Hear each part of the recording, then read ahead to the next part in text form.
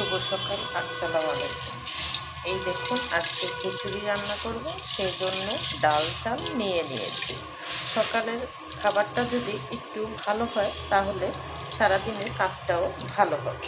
তো সকালে শীতের সিজনে একটু খিচুড়ি রান্না করব। চলুন আমি এখন পেঁয়াজ মরিচগুলো কেটে নিচ্ছি।